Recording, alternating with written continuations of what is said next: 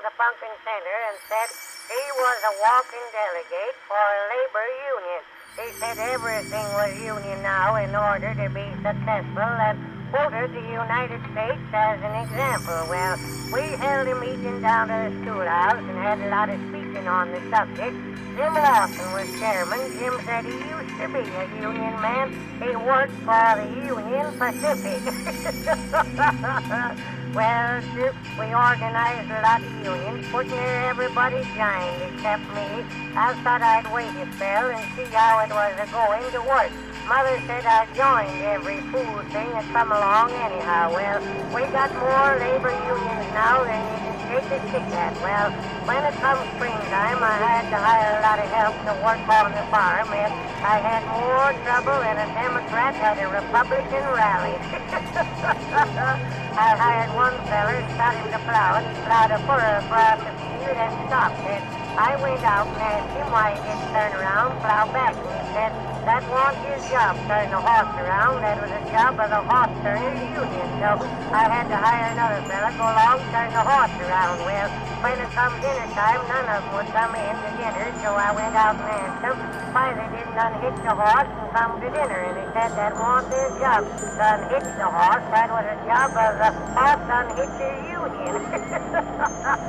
Well, when we got to the barn, none of them would see him. Said that was the job of the feeder union. Well, I come to the conclusion if I was going to get anything done, I'd have to do it myself. So I went out to take in some hay, what the haymaker union had left after they had worked what they called 8 hours. That walking delegate came out there and told me I couldn't take in that hay. I wasn't a member of the union.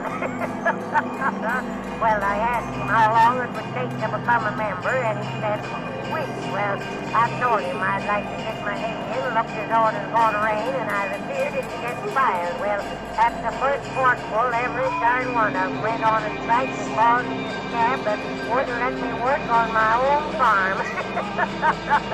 Well, I've got a rifle and a double-barreled shotgun and 2 bulldogs now, and they don't none of them belong to the union. And if that walking delegate comes around my place again, by gosh, he's going to be a running delegate.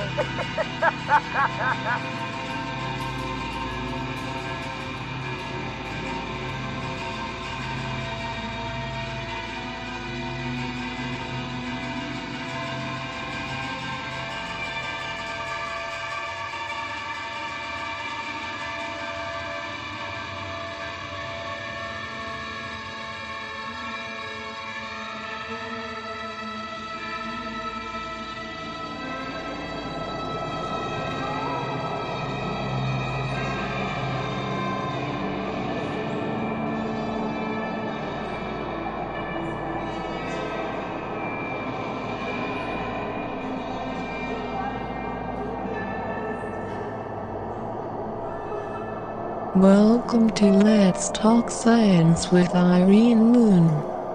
Today our guest is evolutionary biologist Andrea Lucky from North Carolina State University.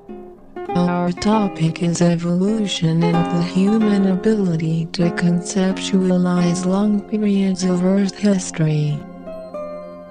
Andrea Lucky. WELCOME. We're here talking to evolutionary biologist Andrea Lucky from North Carolina State University, who studies, amongst many things, ants. Andrea, thanks for coming to this small room in a very tiny building. But why are we here? I have a question. All right. It's sort of a hard question to get to. But my basic question that was that we as human beings, so us as human beings and our perception of time can imagine maybe perhaps 1 generation, 2 generations, the Revolutionary War, if not the Civil War or something like that here in the United States. But it's hard enough to possibly conceptualize what is that we think of as evolution, or the slow change, or progressive change of life, humans or otherwise, due to natural selection and other processes. But by slow, I mean slow as in thousands and millions of years. And so the nugget of information I'm trying to get to in this interview is that can human beings actually perceive evolution? Which perhaps they can or not. But you as an evolutionary biologist then, how do you reconcile a potential inability to perceive consciously evolution, your own personal history, and the history of the planet? That's kind of a lofty pursuit, but there we go. Because evolution, to me, I perceive as being, most of the time, quite slow. It's true. And we actually do imagine it. It's not that we have a failure of imagination. The question is, are we getting it right? So we have a lot of science fiction movies where we imagine ourselves watching history speeded up. So we imagine the time machine allowing us to see snapshots like a flip book, and that's how we imagine evolution happening. What we don't have is the ability to perceive it in our own time, in our own surroundings, except sometimes in the lab, for example. So there are situations in which people have taken different strains of bacteria, and the reason they're using bacteria is because those individuals can reproduce much more rapidly. You were going to say bastards, weren't you? I thought about it. Can we say that on the radio? You can say bastard. Okay. Bastard's fine. Those it's not a bad word anymore. Wildly reproducing organisms can reproduce so quickly that it happens right before our eyes. And so what we can see is if there's a selection pressure, for example, let's say you have a very salty environment or a very harsh environment of some sort, we can see natural selection acting upon those organisms that do well in a salty environment.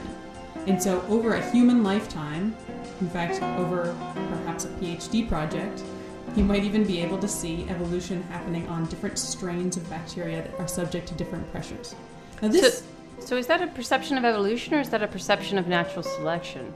Because I know that things like dog breeding, for example, that in some humans' lifetime, or plant breeding, in some humans' lifetime, they make the most amazing irises, that are hybrids of some other iris, or they take a snickerdoodle and turn it into a pomadoodle or something like that. But that's not evolution? It's part of the process.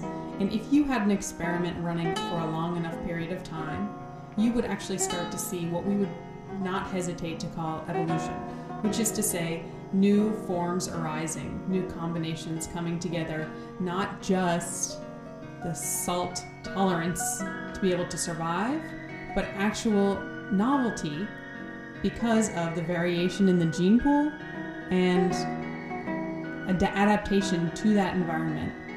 And so I'm using this example of bacteria to launch into some other questions about slowness, which I think when we talk about human perception of evolution and slowness, it's useful to think about other organisms that are not humans and how they see the world. So for example, we might talk about water bears. Do you know what water bears are? Rawr. Right, exactly. The ones that go fishing. No, not those. Little water bears, almost microscopic. I can kind of see them. They they don't really have noses because they're bacteria. They're not. They're not. They're called tardigrades. Is that because they're tardigrade? In fact, it is because they are slow. Oh, they're so slow. The tarda means slow moving, and grade. We'll have to do a look in the Latin book for that one. Anyway, they're slow moving and they're little bears, and they do look like little bears when you look at them. And you can see them with the naked eye, but you can see them extra well if you look at them under a dissecting microscope. And they have this amazing thing in their lives, which is called anhydrobiosis. Any idea what that is? Not water processes something, and against water, and not water process something. I don't know. Exactly. Anhydro, no water. Biosis, biology. They are living organisms, and they can completely exclude water from their life. So what this is What? basically a life stage that they can go through. Without So water? You have this whole little happy organism moving around, walking through mosses. They love moss. You find them in lots of mosses, moist places. And if they are in unfavorable conditions, they can go into a state in which 99% of the water in their entire bodies is expelled, and they go into a kind of stasis. Oh, so this is kind of like a lungfish or something like that. Or to go back to science fiction movies, Uh-huh. like being cryogenically frozen. Oh, they're cryogenically. Got it. Thank you. All right. Yep. Got it. So these are organisms that exist and can exist beyond what we think of as a normal generation time. Okay. So in some ways, this is what seeds do. Seeds live as plants, but while they're in seed stage, there's no fixed time. They're just hanging out till it's the right time. Exactly, just waiting. And so when we think about human generations, we don't have that option yet. We can't go to sleep and then wake up like Rip Van Winkle 100 years later or 1,000 years later. But if you think of other organisms, you have a population at one point in time that doesn't just give way to the next population in the next generation. In fact, some of those individuals might go into some sort of stasis or anhydrobiosis or get cryogenically frozen and then reemerge in the gene pool many, what we would call generations later. And so what that means is that you have material in that gene pool that exists over lots of time. And so when we think of slowness... so some water bears will cryogenically freeze themselves for a couple days, and then others won't, and then others will do it for weeks at a time, and so there's like this crossover of generations. Is that what you're saying? Imagine you are triplets, and you and your two siblings If there was more are than one of me, I would have born a at the lot same of trouble. time. Well, just imagine you're all born at the same time. You happily live on a little pad of moss. One of you wanders to the edge of the moss pad and decides it's too dry out here. I'm going into anhydrobiosis. Oh, so there's just genes all over the place, is what you're saying. And Yeah. you might come back and get rehydrated 1,000 years later and be dealing with your great grand niece. So they can hydrobiosis for 1,000 years. Apparently they're out in space. I don't know much about tardigrades and how far they get out there, but when people do surveys of air in the upper atmosphere, they often are finding tardigrades as part of the aerial plankton that are out there. But for example, seeds, we know that some seeds are very durable and they can last hundreds of human generations. People going back to Egypt. I know that they've taken stuff out of what you call them, pyramids, and grown Exactly. them. Yeah. So just imagine the generation time that can span. But that seems like, because evolution has a lot to do with generation time, right? So if you have very short generation time, then you have very fast evolution, potentially. But if you have very long generation time, then you have very slow evolution. Possibly. Now, generation time might mean how quickly can you reproduce? But what we're also talking about here is how long you can live. Oh. So if you were producing seeds as a plant back in the days of the pyramids, and then one of those seeds has now made it to the present and is now producing new seeds, that gene pool that existed way back then is now in contact with a gene pool that exists now. So this is a little bit stretching human comprehension because, again, we're getting to the question of generations. How long are we here and what can we perceive? It's a bit of the if these walls could talk. You know, it's hard enough for me to imagine that. I was reading a book about the history of Raleigh, North Carolina, where we're presently sitting at this moment.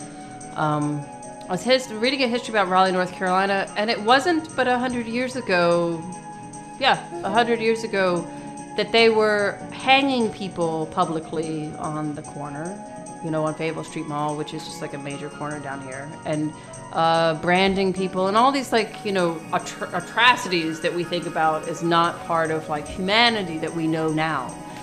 So, but we're still human beings and we are these same forms that we were before. Have we evolved?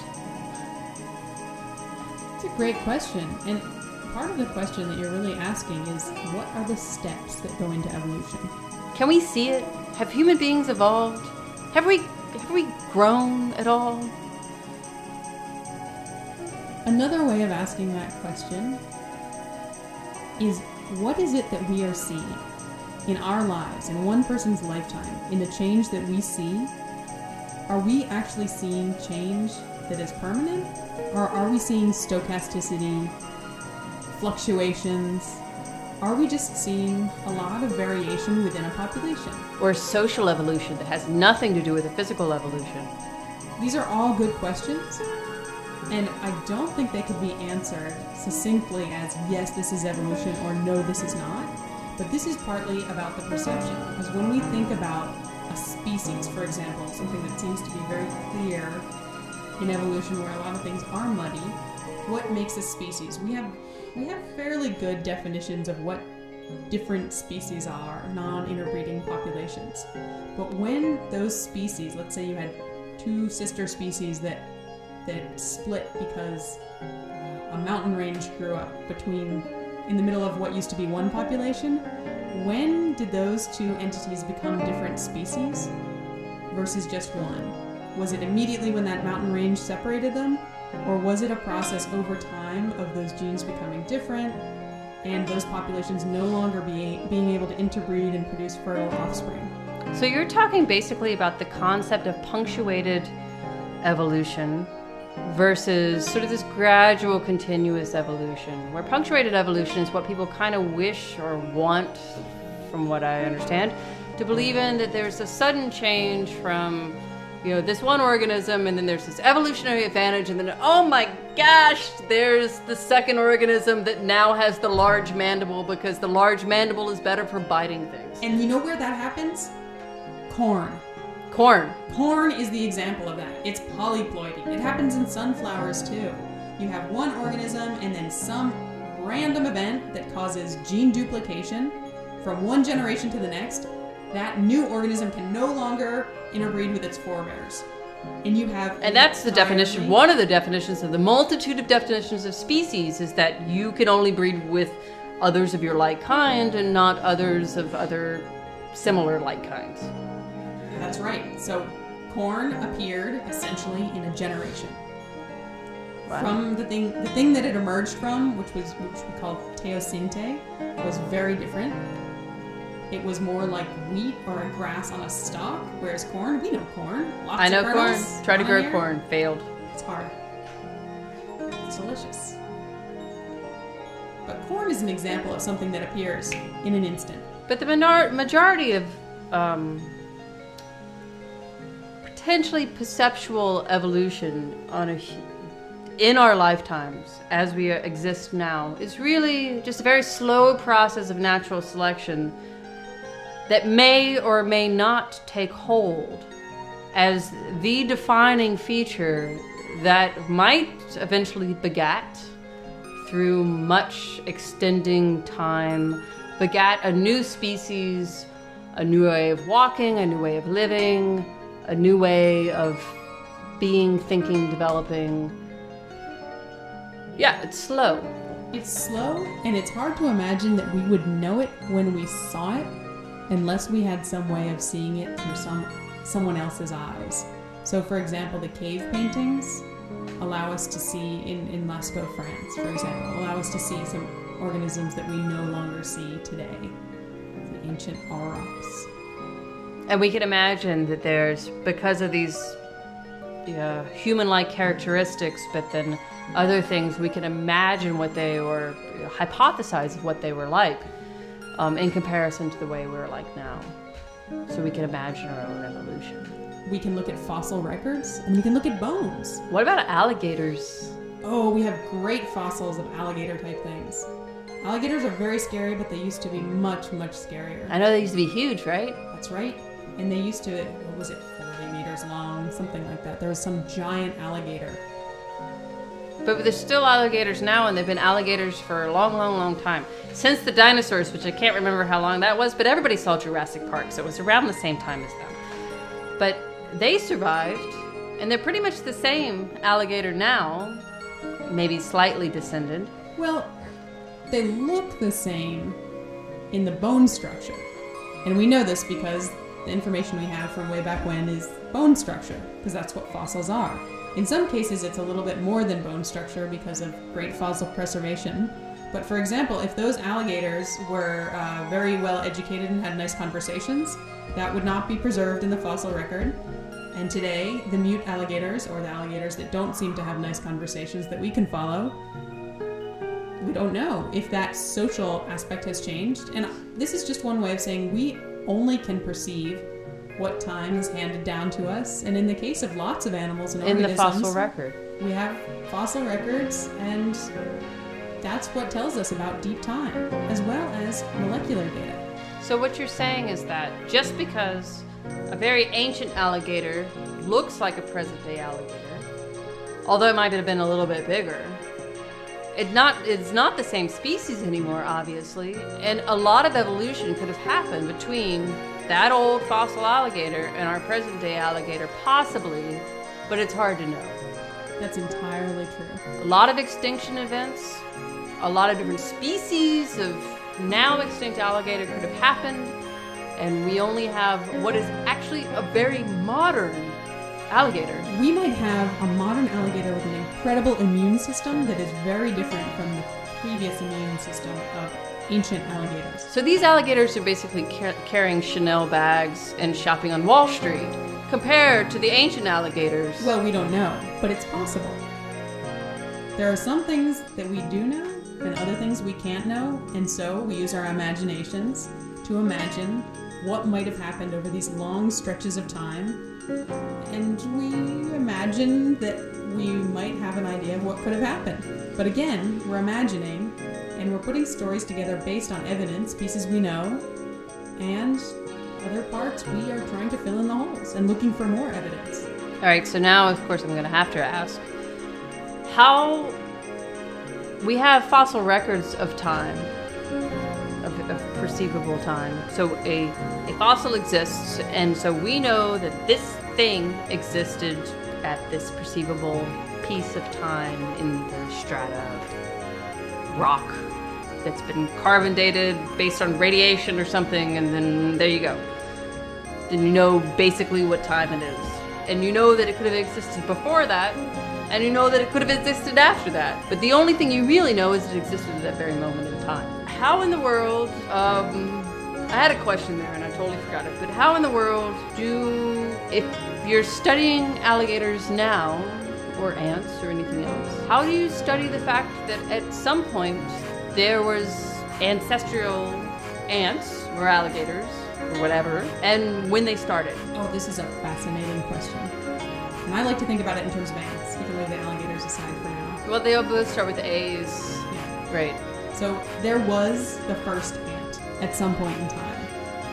It's hard to imagine, but at some point in time there were forests, there was the whole world, there were skies, there were clouds, there were all But sorts don't you of... think there might have been like a whole bunch of proto-ants hanging around, like kind of half ants, and Exactly. like all this other things that like kind of look like ants, but then like And it they wasn't might- good enough to be a real species, And they might then have they made just it a sort couple of, thousand years and then just blinked out. You don't know. and then somebody got isolated on an island, and then suddenly they became ants, and then that island merged back with the continent, and then like all these other things happened, and you know. Just think of all the things that happened to you last week. And then put that in Yeah, it the was a lot. span of 140 million years, and just think of all of the things that could have happened. And the fact is, the truth is, we know ants exist today, so we know they arose at some time, somewhere, from something. Right. So those are the facts we're working with. And Well, we have some clues, right? we do. About the things that they, may have a common ancestor in common with. That's exactly right. And so this is where the combination of the fossil record and molecular data, understanding the genes, can tell us something about what other organisms ants were related to, and also approximately when they evolved. We have a window in time when we understand that there were no ants before approximately this time, and after that, ants existed. Yep. So ants have stingers. Do Some they? of them do. Not all of them. Not all of them. Some of them have stingers, right? Yes. Right. So wasps, yellow jackets, honeybees, they all have stingers. Yes. So does that mean that ants potentially are have a common ancestor with other things that have stingers? They certainly do. And in fact, if you go back along the ant lineage, what we know now from doing this kind of research and making these sorts of comparisons that we're discussing is that ants are essentially a branch off of the wasp tree of life. So it's kind of like wasps that decided, okay, there's that word again. Decision is kind of the wrong word. But it's wasps that it became more advantageous to live underground, so they didn't need wings anymore, and maybe hang out together and a few other things, and they became ants eventually. We know that at some point in time, this proto-ant, or these proto-ants, were able to produce a wingless and non-reproductive worker caste. And that was advantageous enough that today all ants have a non-reproductive, wingless worker caste. But so when we say this, though, we're talking about how many millions of years? Probably over 100 million years. So the process from, if you think about it, you have a wasp with wings and a stinger. They look very much like ants. If you go to the web, check them out, look at them, they look a lot like ants. They have a stinger just like ants do, or at least a lot of ants do. So the process from going from the wasp that looks a lot like an ant, does a lot of the same things as a lot of ants do, including eating meat, being social, doing a lot of that stuff, to an ant took millions of years in just those small evolutionary steps. So it seems to me that evolution can take a long time to do just a few things, but sometimes, comparatively, it can be fast to do one or two things. Like some things seem very conserved, like eyes. Eyes are hard to re-evolve. Eyes seem to be very hard to re-evolve. Limbs, maybe not so much, but limbs seem very hard to re-evolve. The fact that we use oxygen seems like it's a very difficult thing to re-evolve. Carbon-based life forms? Carbon-based life forms. Not happening a second time. Yeah, there we go. All right, well, is there anything else you want to say? It's been nice speaking with you very slowly. Oh, yeah. It's been very nice talking to you, too. And I appreciate your thoughts and comments about the perception of the formulation of life as we know it.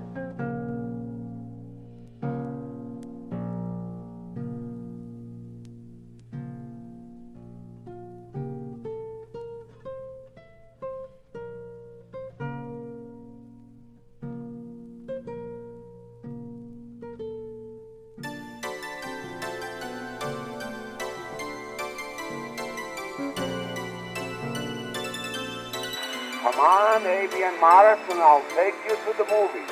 Hurry up, don't be so slow, because we're going to miss the first show.